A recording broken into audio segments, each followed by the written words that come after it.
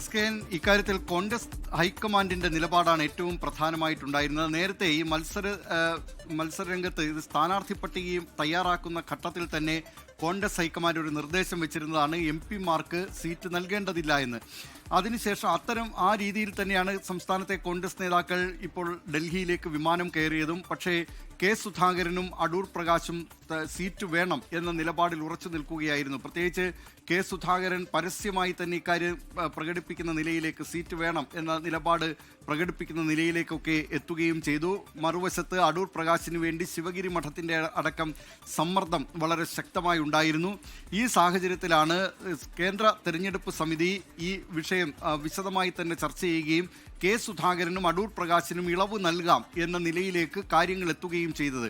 മധുസൂദൻ മിസ്ത്രിയുടെ നേതൃത്വത്തിലുള്ള ഈ കേന്ദ്ര തെരഞ്ഞെടുപ്പ് സമിതിയുടെ ശുപാർശ ഇന്ന് പുലർച്ചെയോടുകൂടിയാണ് കോൺഗ്രസ് അധ്യക്ഷൻ മല്ലികാർജ്ജുൻ ഖർഗെയുടെ മുന്നിലെത്തിയത്. ഖർഗെയുടെ വീട്ടിലെത്തിയാണ് നേതാക്കൾ ചർച്ച നടത്തിയത്. പക്ഷേ MP-മാർക്ക് ഇളവ് നൽകേണ്ടതില്ല എന്ന ഹൈക്കമാൻഡ് നിർദ്ദേശം അതിലെന്തിന് ഇളവ് നൽകി എന്ന ചോദ്യമാണ് ഖർഗെയുടെ ഭാഗത്തു നിന്നുണ്ടായത്.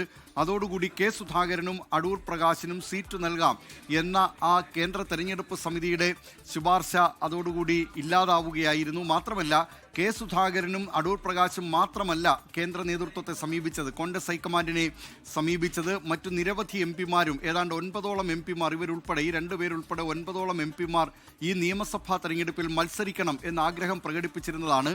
അങ്ങനെ ഈ രണ്ടുപേർക്ക് ഇളവ് നൽകിയാൽ മറ്റുള്ളവർ വലിയ സമ്മർദ്ദം ചെലുത്താത്തതുകൊണ്ടാണോ ഈ നിലയിലുള്ള ഒരു ഇളവ് ഇവർക്ക് രണ്ടുപേർക്കും മാത്രമായി നൽകുകയും മറ്റുള്ളവരെ പരിഗണിക്കപ്പെടാതെ പോവുകയും ചെയ്യുന്നത് എന്ന ചോദ്യം കൂടി ഖർഗെ ഉന്നയിച്ചു. പാർട്ടി ഒരു തീരുമാനമെടുത്താൽ, ഹൈക്കമാൻഡ് നയപരമായ ഒരു തീരുമാനമെടുത്താൽ പിന്നെ അതിന്മേൽ മറ്റൊരു തരത്തിലുള്ള ഇളവുകൾ അനുവദിക്കുന്നത് അത് സംഘടനാപരമായി ഗുണം ചെയ്യില്ല എന്ന നിലപാടാണ് കോൺഗ്രസ് ഹൈക്കമാൻഡ് സ്വീകരിച്ചത്. അതുകൊണ്ടാണ് സുധാകരനും അടൂർ പ്രകാശിനും സീറ്റ് നൽകേണ്ടതില്ല എന്ന നിലപാടിലേക്ക് എത്തിയത്. അതുകൊണ്ട് ഇക്കാര്യത്തിൽ ഇനി ഏറ്റവും പ്രധാനമായിട്ടുള്ളത് സുധാകരൻ എന്തു നിലപാട് ഇനി സ്വീകരിക്കുമെന്നതാണ്. ഏറ്റവും അവസാനം വരെ ശക്തമായി കണ്ണൂർ നിയമസഭാ സീറ്റിന് വേണ്ടി പിടിമുറുക്കിയ നേതാവാണ് സുധാകരൻ. അദ്ദേഹം കഴിഞ്ഞ ദിവസം തന്നെ സുധാകരനും അടൂർ പ്രകാശുമൊക്കെ കേരള ഹൗസിൽ നിന്നുൾപ്പെടെ അവരുടെ ബാധ്യതാരഹിത സർട്ടിഫിക്കറ്റ് അത് സംഘടിപ്പിക്കുകയും ഒക്കെ ചെയ്തതാണ്.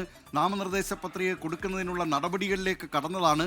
അതിനിടെയാണ് കോൺഗ്രസ് ഹൈക്കമാൻഡിന്റെ ഈ തീരുമാനം വരുന്നത്. ഇനിയിപ്പോൾ 5 സീറ്റിൽ മാത്രമാണ് സ്ഥാനാർത്ഥികളെ തീരുമാനിക്കാനുള്ളത്. അത് കോൺഗ്രസ് ഹൈക്കമാൻഡിന് വിട്ടിരിക്കുകയാണ് കേന്ദ്ര തെരഞ്ഞെടുപ്പ് സമിതി. ഒന്നിലേറെ പേരുകൾ വന്ന 5 മണ്ഡലങ്ങളുടെ കാര്യത്തിലാണ് ഇനി തീരുമാനമെടുക്കേണ്ടത്. കൊച്ചി, ഉദുമ, ചടയമംഗലം പെരുമ്പാവൂർ തുടങ്ങിയ 5 മണ്ഡലങ്ങളാണ് ഇനി പട്ടികയിലുള്ളത്. സ്ഥാനാർത്ഥികളെ ഒന്നിലധികം പേരുകൾ ഈ മണ്ഡലങ്ങളിൽ ഉയർന്നു വന്നിരിക്കുകയാണ്. പെരുമ്പാവൂരിൽ എൽദോസ് കുന്നപ്പള്ളിക്ക് സ്ഥാനാർത്ഥിത്വം നൽകേണ്ടതില്ല എന്ന നിലപാടാണ് ആദ്യം സംസ്ഥാനത്തെ കോൺഗ്രസ് നേതാക്കൾ സ്വീകരിച്ചത്. അതുകൊണ്ട് എൽദോസിന്റെ പേരില്ലാത്ത പട്ടികയുമായാണ് നേതാക്കൾ ഡൽഹിയിലേക്ക് വിമാനം കയറിയത്. പക്ഷേ എൽദോസ് കുന്നപ്പള്ളി ഡൽഹിയിലെത്തി ശക്തമായി തനിക്ക് വേണ്ടി പ്രചാരണം നടത്തിയിരുന്നു. പക്ഷേ അതും ഫലം കണ്ടിട്ടില്ല എന്നറിയുന്നുണ്ട്. ഇക്കാര്യത്തിൽ അന്തിമ തീരുമാനം ഹൈക്കമാൻഡ് എടുക്കും. ലോകത്തെവിടെയായാലും ഏത് സമയത്തും 24 വാർത്തകളും ഓഗ്മെന്റഡ് റിയാലിറ്റി പാക്കേജുകളും എക്സ്പ്ലെയിനറുകളും വിശദമായി കാണാൻ ഞങ്ങളുടെ YouTube ചാനൽ നിങ്ങൾക്ക് സബ്സ്ക്രൈബ് ചെയ്യാം.